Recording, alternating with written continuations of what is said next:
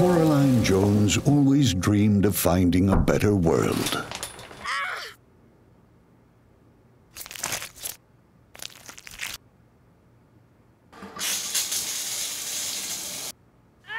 A world more exciting than this.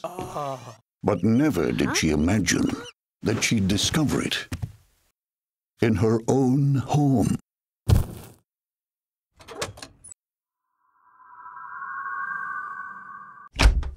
A parallel place. We've been waiting for you, Coraline. Where parents are always fun. I love your garden! Can't believe you did this! And everything is so good. What's shaking, baby? It just can't be real. Mom? You're just in time for supper, dear. You're not my mother. My mother doesn't have... Buttons? Do you like them? I'm your other mother, silly. You probably think this world is a dream come true. My name! But you're wrong.